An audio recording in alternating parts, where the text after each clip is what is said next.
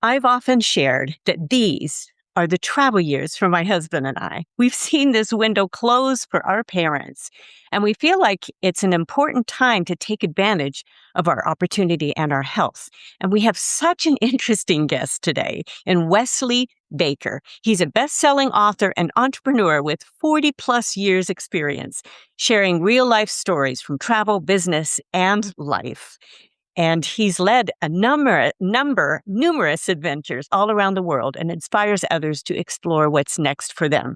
And we'll be discussing today some of the current challenges in travel and how he delivers exceptional travel experiences through the Pure One Group travel company. So stay tuned.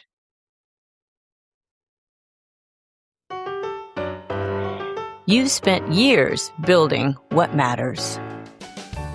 Now, with Power of After courses and elite mentorship, it's time to move forward with intention and impact. This is the Power of After show. Let's get started. Well, I'm very excited to have Wesley Baker with us today. And you were across the pond. So we have our time differences here. I'm in Southern California. But I'm thrilled because we're going to talk a lot about travel, but also about deciding what's next and all things that you've done, experiences that you've had and you're running a travel company, Pure One. So I'm Indeed. sure you'll tell us about that, especially at the end. But Yes. I'd love to have a little bit of an introduction, even though I've given a bit, of you telling our audience what your background is and really what led you into what you're doing now. Okay, fine. Well, first of all, my background's extensive, so that's very difficult to put in a few Right. sentences. But I started from a very young age of 13, 14 when I started writing software and computer games and selling them whilst I was at school. And then I knew straight away I wanted to get into business, so I kind of worked my way up. I got employed by one of the world's largest travel companies, and I used to travel. It was about a two-hour journey, 2.5-hour commute each way. But then I started to catch the first training in the morning, and I'd arrive at the offices, and I went round and visited every single manager and every single director in this company with in the office with 4,000 people there, because they were the only ones in at 7 o'clock and 6:30 in the morning when I was. That gives you an idea how early I was leaving to go. And I would walk into every single office and say, what do you do here? And they would literally tell me, and that's how I managed to find out everything about the company and what the industry was about.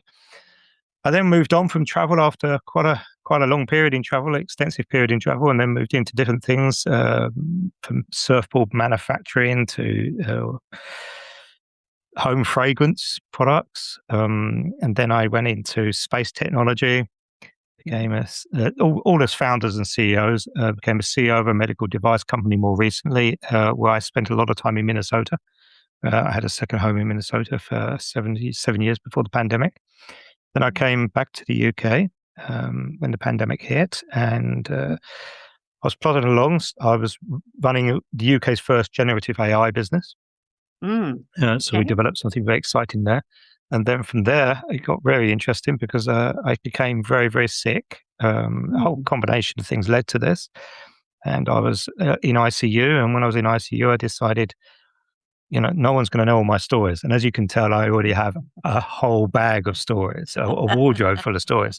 And I thought people are going to forget my stories apart from those that have met me or I've done speaking on. And so I decided that the best way forward for this would be to write a book whilst I was in ICU. And I wrote my first book that became a bestseller, which was, I picked a date in my life where there was a massive change, and that was 1992. So I focused in on that change.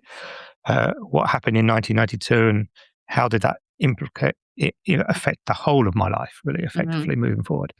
And then from there I went on. So I started writing books, and I didn't expect them to be popular, but they became popular. So I'm now an author, a best-selling author. I've got 5 books now, and I'm writing my 6th one at this moment. Wow. And I launched, I had a family business already ticking over, and I decided to launch it into a far bigger project. But because of my health issues, and I'm still in recovery now, because of my long-term health issues, I decided that I needed to build a team around me. So I put in a lot of younger people, a lot of ambitious people that I can mold and also have a tremendous energy, and we're trying to build something really community oriented, really fun. And that's really a short run of my life, missing an awful lot. Wow. Wow. Wow. Okay. Well, and you've built this company, but why travel? You've traveled a lot, but why did that? Because that's the main emphasis of what you're doing is this Yeah, travel I've come company. round. I've come Yes. round full circle in Okay. my life. So Okay. why travel? Well, my love of travel started in the early 1980s when my parents, international travel then was really it was more for the people with money, respect. I came from sort of a lower middle class family, and travel Mhm. mostly involved UK travel in those days. And in the early 1980s, charter travel and package holidays that we all take for granted nowadays, particularly in the UK and Europe, Mhm. weren't readily available to the everyday people. So I remember going on tremendous trips down to different parts of the southwest of England. I live in the southeast of England, going down to the southwest, and it was beautiful, the coves and everything. And I just fell in love with that aspect of travel. Then my Mhm. parents one day sprang on me in I think it was 1983. They sprung on me that we were going on a trip to Spain, Mm. and I was used to going because of where I live in England. We hop over to France. We used to hop on school trips over to France for the day. It was a school Wow. trip. Okay. So I was used to going to France. That was normal. But I had this opportunity to go to Spain, and I went on this 7-night holiday to Spain, and that changed my life really because I saw tour guides, I saw the way things were, and I kind of just got the buzz for it.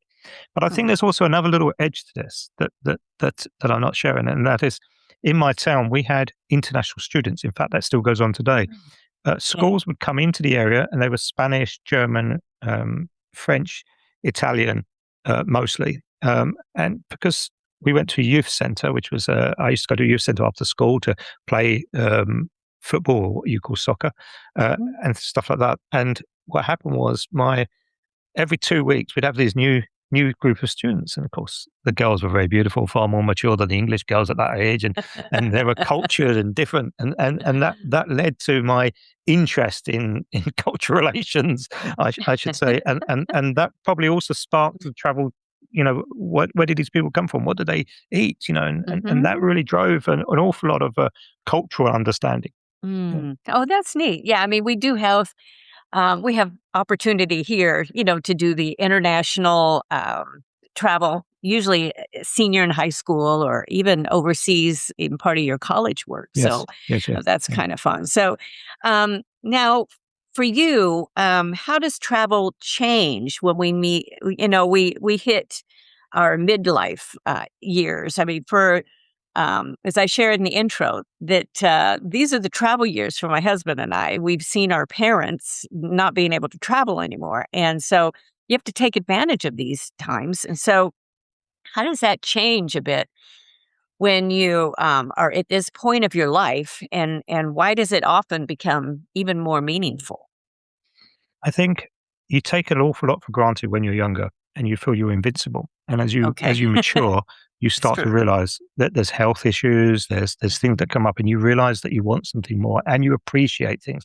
So where you would probably eat a meal very quickly when you're traveling when you're young, when you're older, you tend to appreciate that food that you're eating or the drink that you're Ah. drinking and stuff like that. So I think as maturity comes upon yourself, you also see different travel experiences, and you want to explore your mind, and you want to see and understand a lot of what's going on around the world, and the fantastic wonders that are out there. And of course, you in the United States, you're really lucky in the United States and North America in general. Mhm. The geography you've got across Canada and the USA is incredible. Yes. I mean, it is a continent, and it has from deserts to tropicals to Mm. icy conditions. You have it all there. But what you don't have with all that is the cultural differences.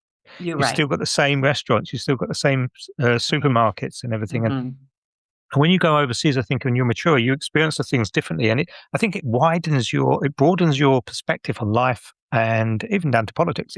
It broadens everything, and it's crucial. And I think Mhm. I can't emphasize to people as you hit that middle age, moving forward, that travel should become not a luxury; it should become a necessity in your Ah. life. And that is the crucial thing. You need to slow down and start to realize that there's no point working 16, 14, 16, 17 hours a day, Right. because at the end of the day, you can't take possessions with you. You can't do it. You need to start exploring and actually spending the money you're making and enjoying it. And if you're not enjoying the job you're doing, you need to change that and find your future in a way that you're moving forward constructively and looking at all the wonders that are out there. The world is a glorious place. It's an incredible place. It has wonders, it has danger and excitement, but it's all there. And, you need to find it. I love that. And I love my work, but I also love to be able to be outside and to be able to travel. And so to be able to plan my work so I can do that is really important. That's part of my lifestyle choices right now. I think that's great. And when you mentioned about our taste change, I remember I used to hate Greek olives, those dark, the Yes. ones that were just, pungent. But I have grown to love them now after Yeah. being Yeah. in Greece and tasting all of the different olives. It's like, oh my gosh, I can't get enough of them. So it's just, when you're younger, it's just different. You eat them out of the can and that's the best way. And now you I can, think I think that's true, and I also think though that there is something developing in the industry and across the world really, is that we grew up in an era, and I think, Deborah, we're quite similar age. There might be a little bit of an yeah. age difference, but not too much. And you're probably younger. But Well, thank you. the benefit is that the youngsters that are coming through, they're a little bit more different to perhaps when we were younger. They now have access to all this stuff online and on social Yes. media, and I think they're educated a lot more. So what we're seeing now is a lot of the younger travelers are now far more culture orientated than they used to be 15 years ago. So they Yeah. are now actually saying, well, I don't want to lay on the beach for 7 days or 10 days. I don't want to go partying. I want to have 2 days doing that, but I want to have the rest of it touring around, seeing things and exploring things. And Right. that is a big change that I'm seeing. So you've got the younger generation doing it, and the elderly generation, and the middle range, and they're all doing the same thing, really. But they're all doing it differently, if you understand me. Yes. It's a different approach. That's great. I mean, and you have to kind of know that. And what are some of the current challenges in travel right now? Because we've got, from fuel prices to, dangerous places, and you hear all of these things on now cruises and people getting sick and, all sorts of things. So, what are some of the challenges? I think for operators, the challenge is adapting to what the customer, i.e., you, require. So, if for a package point of view, the flexibility now as a customer, you have to be able to book everything individually. But that has risks as well. If you have a volcanic eruption, you have a war breakout or something, anything like this, or illness, you don't have the backbone of a travel company to stand on. When you travel with a travel company, they look after all that. They're there to secure you. So if you travel independently, you have a risk always. Right. On the side regarding what's happening in the travel industry now is everyone's going smaller. Groups of 8 to 20, nothing above, and Yes. that's been brought about by COVID. People don't want to be in large groups of Mhm. 50 and 60 people. They want smaller groups, and they want to be off the main theme, so they don't necessarily want to go and see the main sites. In the old days, when I say the old days, 20 years ago or whatever, people would rush to Rome and see all the big sites of Rome. Now what's happening is people are saying, well, yeah, I'd like to maybe pop into the Vatican, but I actually want to visit the church around the corner. I want to see this. I want to see that. And that's changed primarily because of the influencers out there that have changed that demand. They're finding places, showing it, and then people are saying, well, I want to visit that place. I don't want to visit with all the 10,000 other people. I want to go where I'm alone in that church, and I can actually look at these paintings and see these incredible wonders. So there are these changes going on like that. And I think one of the core changes are people are looking for independence, but protected in that independence. They want to have enjoyment and cultural experience. And adding to that, they want to have adventures, and they're pushing the boundaries and the envelope. So there's now nowhere in the world where you can't travel and visit. And that's exciting. And so those are the kind of chances. It's such a big question you ask, and I could spend 2 hours talking to you about it. But I'm trying to wrap it up very quickly, but it's a big question. And I think mentioning the smaller tours is exactly what I go for when I'm looking, to book some side tours. I'm looking for the small group because I like to, you get more interaction with if you have a tour guide. You're not among just, throngs and throngs of people. Although certain places you're going to be like that anyway. But at least you'd be with a smaller group tour, and some of And you those. get to know the people.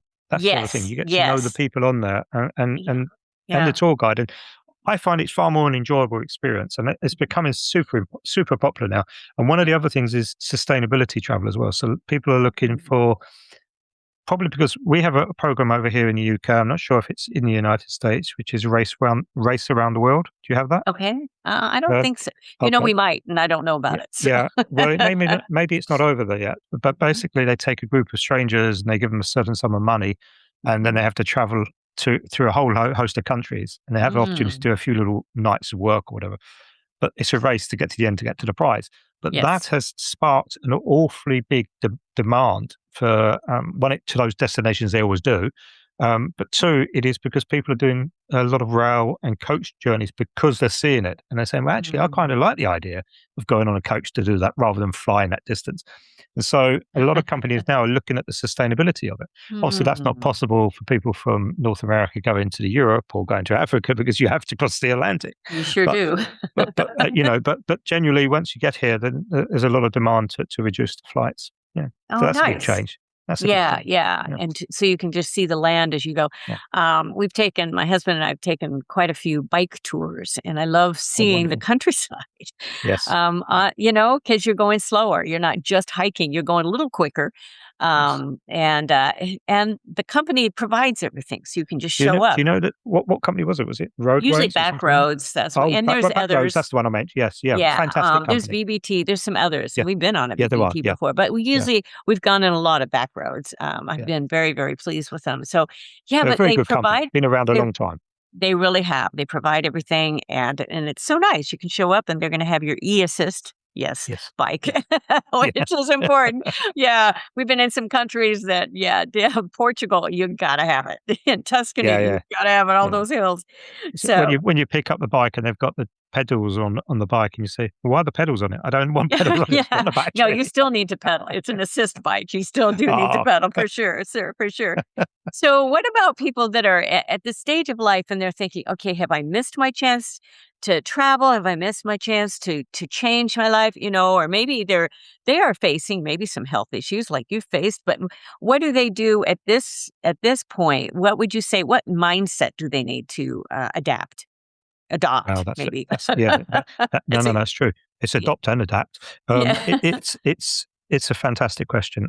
I think first of all, you've never missed it. You're never too late to travel, Mhm. no matter what age Mm. you are. You need to make sure you're healthy to travel. So, for example, if I take my case, I can't fly more than 2.5 hours at the moment. Okay. That's what they've told me, and I will be able to fly longer sooner, but not at this moment. So Mhm. you need to look at what what you really want out of life and what you really would like to do. Don't keep Mhm. on putting it off. You have to Yes. decide that you're going to go for it. And you don't have to do the most expensive trip in the world. You can do it budget if Right. you wish. And there are Yes. so many ways to do things cheaply. And Mhm. there's so many ways to spend £1 million doing it, or Mhm. $1 million. Yes. So you have to think carefully as to how you're going to plan your way forward. Now, if I was a person sitting at home now, I think, I've missed the boat. All these Mhm. people are traveling. All my friends, my neighbors have traveled, and I haven't. And I'm now old. I've got a walking stick and things like this. So that doesn't stop you. There are plenty companies out there that can help you. There's Yes. plenty companies that can help with disabilities.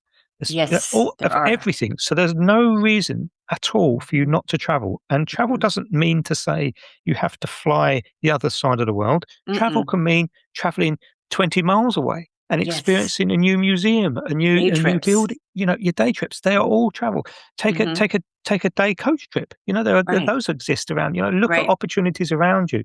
You know, um, I used to go when I was in Minnesota. I used to go up the Sequoia River that feeds into the Mississippi. I used to go up, just shoot over to Wisconsin, and Mm. we'd get this beautiful uh, kayaking down, and we'd spend Mhm. 3-4 hours, and we'd get ourselves some picnics, and we'd put the picnic into the kayak, and we'd stop in the middle of the river in the summer. Wow. There's this sandbar that appears, and everyone heads for this sandbar. So you have so you have all the picnics going on the sandbar, and then you clear off for another 2 hours. Row down or paddle down to where you get picked up. But that is an adventure. And it's an Yes. easy adventure. That's not hard. It sounds really hard, but it's not. Everything's Yeah. provided for you. Lifting Yes. the kayak is done for you. Everything. All you do is get in and paddle, or go with let the river take you. And you Right. watch golden eagles flying overhead, and hear bears and everything. That's great. It's perfect. So you don't have to travel to the other side of the world to experience it. My advice is, though, if you've got the funds, spend them. Do go out Yeah. and travel. Do go Wow. and see the rest of the world, Mhm. because you learn something, and you learn so much more about yourself when you meet different people from different countries. Yes, I like that. Um, you know, there's a lot of people that are just trying to save. Well, I want to save something for our kids, and I want to say, your kids need to be kind of earning a lot of their own. You can still, do that. We've chosen to try to build into our kids and help them be successful now. So they are self perpetuating, and we want to take advantage of these travel years. And I like what you say about the day trips because we're starting to do a couple day trips. I'm thinking there's places around here we've not been. So, Yeah. and we've lived here how many years? So it's very important. And we're doing a little bit of extra travel this year in the United States, which seems to be a good choice right now, too, with a lot of things. Yeah. But looking forward to that and I think places that we've not seen. And I'm excited about that. I think there's so many opportunities. I tell you something else as well. I had a lovely uncle, and he was a very successful businessman. And he said to me, he always used to go on his holidays that were near war zones. And I said, "Why are you going?" He said, "Well, because no one else is traveling. I get treated like royalty." And he said, "Everything's really cheap and valuable." And truthfully, that is actually one of the things I was going to say is there's a demand now starting to happen. We're starting to see it. So, say for example, Egypt. We just had a colleague of mine went to Egypt. Now, Egypt's not involved in the Iranian conflict or anything at Right. all, or Israel or anything. There's no involvement there at all. They have no foreign bases. Okay, Hmm. Egypt's always had terrorism issues, so they have the security already in place. Yes. What my colleague did when she went there on business was she found that all the main sites were half empty, and it was Ah, beautiful.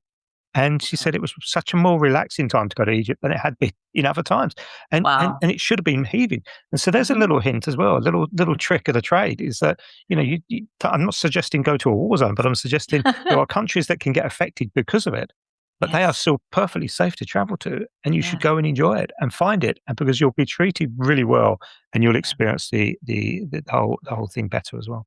Mm. This is just That a was little our hack. Yeah, wonderful. That was our experience going to South Africa because we Yeah, went right after the shutdowns. We were not afraid to travel, yeah, and we had a very small tour. And when we went to do the safari and a couple of places, we were the first people back in. They were so excited to see us. They gave us the royal treatment. They were you know, I mean, we yes, had so much yeah, food, so many safaris, so many yeah, because they were so excited to finally get to work and finally get to see people. And when you have places like that, not to be afraid. We did a small group little cruise the same way. The boat was yes, half full. And yes, people were still yes, afraid to travel. No, we were not yes. afraid. We knew we had taken precautions, all of that. So, I mean, yeah. cruises is a prime example of what's going on, what's been going on in the Yes. last month or so. Yes. There are thousands of cruise ships all over the world. There are. And there are Mhm. different types of cruise ships. There's massive, great big ones that look like they're going to topple over. They're Mhm. moving cities, in my opinion. They are. They're Yeah. huge. And then there's the old traditional ones, which are the older ones that go around the Caribbean, for example, which have everyone has an outdoor balcony and that sort as Mhm. well. And then you've got the river cruises, which are predominantly in Europe, but they Smaller. are elsewhere as well. And they're fantastic. And you've got river Mhm. cruises, of course, in the US, where Mhm. you have beautiful steamboat cruises down, Yes. which are fantastic. I think cruises are a great way to see things. They Mhm. do have a downside, and there Mhm. is a bit of an industry kickback going on at the moment. In that, Mhm. what tends to happen is the cruise companies have overdone cruising to certain Mhm. destinations. Okay. So if you look at Barcelona, Barcelona's considering stopping all cruises going in there. Wow. That's Okay. one of the things, Mm. because what happens is they have so many boats. They have 25, 30,000 people arriving a day, and they're Wow. there for a day and then clear off. But that devastates Yeah. the economy. Yes. It should would. It should Because would. they're not really eating in the restaurants. They're not, but they're Yeah. all in the sites. So Mm-hmm. so there's this balance that's got to be done internationally now, I think, where people are going to look at a nice steady, Mm-hmm. how many cruise ships can you Right. accommodate comfortably that doesn't affect the economy Right. or doesn't affect the lifestyle of the people living there and the other Mm-hmm. tourism. But I think cruising is a really beautiful way to see the world as well. I think it's fantastic. Interesting. Yeah, Yeah. wonderful words of advice, and Yeah. it really is, and they take care of everything. You've got Good. a colleague and I, we would call them, the floating buffets. That's what they Mm. are. You have so Yeah. much food. Yeah. So, But do you know what? Do you know what happened here in the pandemic in the United Kingdom? We had all these cruise ships, and when we had Disney cruise ships docked in the port in Dover, which is where okay. they're going across the channel, and just these Hmm. cruise ships sat there for ages. Then Virgin Cruises had a boat there as well. Well, Hmm. what actually happened was all the cruise companies in the UK that were doing the transatlantic and the Caribbean ones, a lot of them came back here, and they started going around the United Kingdom. They were doing 3-night, 4-night trips around the United Kingdom for British people only, because they weren't allowed to go anywhere else, but they were allowed to stay in the country. So we weren't That's allowed to so travel cool. overseas. So they started all this. Yeah, so it was a good way that they kept themselves going and kept the employees going, but also introduced an awful lot of new people to cruising, which I thought How was really smart. neat. I've worked with the Yeah, Disney company for years. They know how to reinvent. They know how yeah, to, yeah. get almost anything Fantastic else. idea. That was and how great that they were able to, introduce that. Really is a great people will, or those companies, they'll discount it, and so Yeah, then it makes it even more, exactly. yeah, people want to sign up and experience it. Especially a lot of people wanted to get out, just Yeah. just to get away a little Well, bit. the tourism industry was hit very hard, very hard. It sure But was. but Yes. what made me laugh was all the business people said, "Oh, tourism, it's going to take years to recover after this." Well, within a few months, the tourism industry was flying back, Booming, and booming. People within wanted to 18 travel. months, they were Mhm. bigger than it had been in Yeah, 2019. So yeah, it is well and truly back now. Of course, we have the issue now with yeah. fuel costs, but Yes. Uh-huh. that's a little bit of a secret thing there. The fuel costs, they're not Mhm, what you think, really, because of having run a couple airlines myself. I can tell you mhm, firsthand. You mhm. buy your fuel 6 to 12 months in advance. You have Yes. that stocked. It is done. Mhm. Yes. And just recently, the CEO of British Airways came out and actually said this. What is all Mhm. this going on? Why is all this? Why are the airlines playing this Mhm. card? Because they don't need Yeah, to. And I think yeah. there's a little bit of dirty, Mhm. naughty treatment going on there for profits, I think, as well, Yeah. Well, truthfully. one of the companies, Southwest, back a ways, Mm, they had bought a bunch of fuel, and that's why they were able to keep prices really low for a very, very yes, long time. exactly. And in Exactly. fact, they're still known as one of the most reasonable, but not all the time. Not all the No, time. no, no, no, no. So, I shop because we do travel to see family and everything. So Yes. there's definitely things have gone up, but that's just it's just what it It is. goes up and down. That is travel industry, and that's life. It really is. It really is. So, um, how much should risk play a part when people are starting to get older? There's a lot of fear that starts coming in, and that's a mindset. And if you're thinking about reinventing, or you're thinking about, okay, I need to keep working, but I want to travel. You've already had this career identity. So how does all that play together in risk? Okay, I'm going to answer this in a couple of different ways. Okay. First of all, I'm going to bring to you the point of the working and saving and everything else. Give you a Yes. prime example. My parents own their property, Hmm. everything else. But my mother was saving and saving consistently. My Hmm. father then had a very bad stroke in 2023 and died at the beginning of 2024. Hmm. But they had a huge saving pot. Mm. Now, I didn't know that because they'd always, my dad would say he wanted to go and do a round the world trip. He wanted to do this, do that. My mum would always Hmm. say, oh, no, no, no, no, no, we're still carrying on saving it. They could have Yes. done that trip 4 times, 5 times over just on savings alone. There Yes. was available cash that wasn't invested in Mm. stocks or wasn't invested in anything other than sitting in Yes. a bank account doing nothing. Mhm. So my word of advice is don't keep on saving for a rainy day, because that Yeah. rainy day may well come that you're never there for that rainy day, you know? Wow. And, Wow. save for what you need to get done and then go. So if you want to save to go to Hawaii, or you want to go to Mexico, or you want to go to Brazil, or you want to go to South Africa, or you want to go to Tanzania and see the beautiful safaris there, save up for that.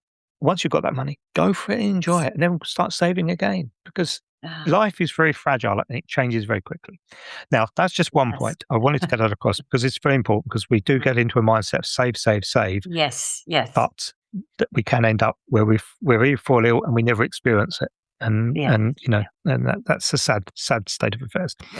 The second thing you said about risk, and I want to just home in on that a little bit with you.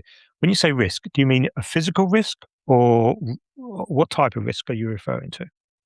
Probably more mental mindset risk. The mindset. Fear. People are facing fears of, okay, so what's the future going to hold? How do I adapt? Because there's AI, because there's, all these changes in technology, and what's the world going to be? I mean, is there a risk even? Yeah, I mean, that could apply to travel too. So it can apply to everything. Yeah. Well, I would say this: take a deep breath, go outside and listen to the birds. Listen to the insects, listen to the birds.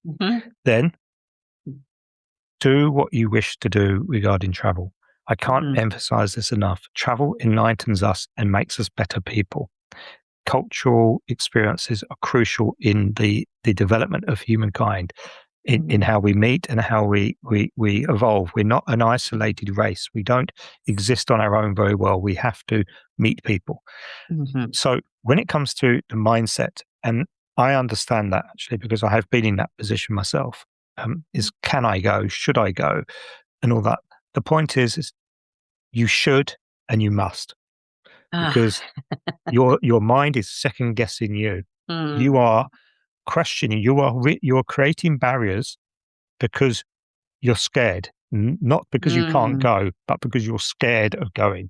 You need to take down those barriers immediately and step across the line and go for it. Because once you've booked it, you'll have all your doubts again. But then once you're at the airport and the buzz is there and you go through that passport control and you cannot go back, there's no reverse at that point. You are on your way, and then you're free, and that experience, whether it's good or bad, will have an influence for you and a story for you to share with others. So when you come home, your friends, your family, you'll be able to share stories. Even if you've had a horrendous experience, they are stories. They're stories. Yes. And those stories matter, and their experiences. So, mental health is important. And I think traveling and seeing the world around you, and as I said, it can be just locally, it doesn't have to be internationally. It is crucial that you do it because it heals the brain. It heals your mind. And I like that. It heals your mind. Because it does open up. I like that you said to go outside too. It opens up, to nature, to what's around you. And I've always loved. I grew up camping, and tent camping first, and then we had a little trailer. And my sisters and I were thrilled because then we had a bathroom. But it was just great, and I still love being outside, and it just opens up so much perspective. It clears your mind, and no matter where you are. I think we get into a world where we are running around so fast. We're like headless chickens, Yes. And we need to step back. The humans weren't designed to do what we're doing. We weren't designed. Originally, we were hunters and gatherers. Yeah. And so we've got to remember that. So we have to step back, and I think as we get older, and this is one of the points you raised earlier, as you get older, you become aware of things outside. Yes, you do. And I'm certainly more aware of certain birds and certain things. And also, as your hearing starts to deteriorate, there's certain insects you can't hear anymore.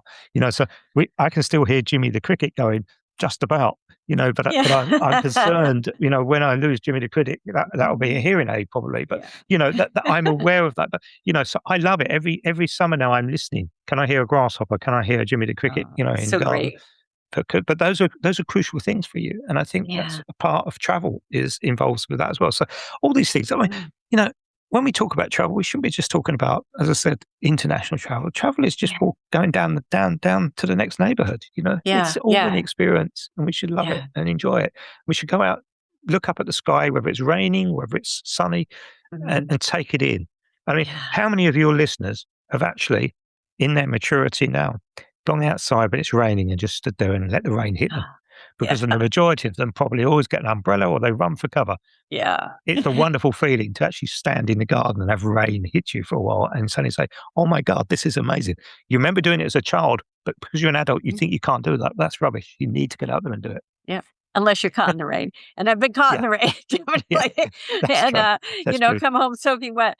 And, but hey, dry off. That's what happens. Exactly. Don't go and get cold or chill. I'm not saying that, but I'm saying, there are experiences all around us that we need to take on. I'm very fortunate. I live on the beach here. Wow. But I'm a north-facing beach, so I have the North Sea in front of me that sometimes looks like the Mediterranean, other times looks like a muddy pit. It depends as to what's going on with the weather. Today it's grey and miserable out there, and yesterday it was aqua sea, and it could have been the Mediterranean. I could have been in Italy or Spain. So that's how it changes. But it's a wonderful environment. But I take it for granted. And every day I see people come down here and I hear them, oh, look at the sea. Oh, wonderful. And they go for a walk. And I think, I do that every single day. Every and day. I don't even think about it because it's standard. But when I leave here in the future, I'll probably regret it and think, oh, I used to look out. Because I have an ever-changing canvas. And that is the whole world. So when you're in the countryside, you have an ever-changing canvas there. You look out and you see the fields blowing in the wind, the trees rustling. It's all different. It's all different. Sorry, I'm waffling on here, Deborah. But, no, that's great. That's great. So, and it really kind of hits my question about life and perspective, and that travel has taught you so much of that, and it teaches all of that. So I think that's a great point. And as you look back, we're going to start, landing the plane here. As you're kind of looking back on your life, because you've had a full life of doing so many different things. What if there's a decision or a couple decisions that mattered most, and maybe they turned out not to matter most? They seemed to be. They were so huge. I mean, some of those things I can go back to thinking, oh, it really mattered to what I wore the next day when I was in middle school. It was just a big deal. What I wrote in my diary every night was just basically what I wore. I mean, that's how life changes, But what sort of things now are a totally different perspective of you? You've had health issues, you had other things. Travel's important, but what matters most now and that maybe just didn't matter as much? I think looking back in my life, I've done an awful lot. I've done probably more than what most people do in 7 lifetimes. But I haven't done that because I've been fortunate. I've done that because I've driven to do that. I've looked for the opportunities. Looking back, I probably wouldn't have pushed so hard because I think that has affected my health as I went forward. Oh, interesting. So decisions I took when I was in my late teens and early 20s, and my drive that I did, probably led to my health issues where I am now. So that I would do that. A decision I made, as I said, my first book relates to a decision I made in 1992. I think that decision, I don't regret the decisions that I made in that year, but they did lead to me getting married and me having a wonderful family and all this sort of thing. But they could have led to a lot of other things if I had made certain decisions. So, I think that I probably, did I make the right decision? Well, of course I made the right decision because I'm here now and talking to you. And that's the way I look at it. I don't tend to go back on that path and say, well, what if I'd have gone down that route? Because I think you go down a very dark hole if you start thinking what ifs. What would I change if I had to change something? I think I would change my seriousness about it. I was through my teens and early 20s and early 30s, I was very joyous, happy, fun character. Or at least I thought I was. Whether people say that is a different matter. And then I became far serious as the higher I got up in the C-suite. I became, a far more serious person. And perhaps if I could change things, I'd say, don't be serious about life, because Ah, really it goes back in a click of a finger or a wink. Your life can mm, change instantaneously, and okay. that happened to me multiple times. I had the worst year in 2024, and it's still carrying on a little bit. Not just health, but other things that happened. And I can say that really the bottom line is your health must always be priority over Mm, work, over anything. And yeah. then traveling and exploring and enjoying your life Mm. is critical moving forward. So I made a mistake where I'd probably stepped off of that happiness route for Hmm. the sake of possessions, for the sake of trying to find things Mm, that the joyous, the bars and the get things done today, don't leave it mm, till tomorrow scenario, and send an mm. email at 1 o'clock in the morning because I know it needs to be done, instead of just saying, Wow. well, it's not going to make any difference if I send it at 6 or 7 o'clock or 8 o'clock. It's really not going to make any difference. But to me, it was making a Yeah. difference. So those are mistakes that I've made. And I Wow. would suggest to anyone now, if they're listening in their 30s and 40s, don't make those same mistakes as you hit your Mhm, 50s and your 60s. You don't need to. mhm. You need to be starting to considering how you wind down. Don't work 65, 70 years of your life and then enjoy them for 5 or 10 years and then you're gone. Yeah. Maybe if you're longer. Start looking sensibly at your future as to where you want to be, and Yes. don't always chase the dream of Yes. total financial freedom. Get yourself Right. into a position and then Mhm, move to what you need. You really only need a bed over a roof over your head, a bed, mm, a nice kitchen, a nice bathroom, right. Mhm. and then you need to explore everything. And we get Yeah. taken up with possessions so badly that it becomes Mhm, a cultural thing, and then before we know it, we're all in the mhm. grave. That's the truth, isn't it? Great, great advice. Great advice. I think that's such a great advice. And when people are thinking about what's next, some of those points are just well taken. Well, as we kind of end this, give us like maybe one takeaway that people can apply today, and also how they can. All of the notes will be in the show notes. People can contact you and look at your website and everything that's going on for you. But can you leave us maybe with one word of advice that you would say for people to follow through with? I'm going to give you a saying rather than Okay. a bit, and this saying is a bit of advice. Okay. It's a little bit of a tongue twister, but you need to Hmm. think about it, and I want you to remember it. It's a Catalan saying from part of Spain, a region of Okay. Spain, Okay. Catalonia, Mhm. and it says, "A wise man says what a wise man does, but a wise man does what a wise man says." Okay, Whoa. Okay. I'm going to now have to what you're write that. listening, That'll be in the yeah, article. A wise man says, is okay, what a I'll wise have to. man does, but a wise Okay. man does what a wise man says. Oh, that's Okay, great. it's a bit of a twist.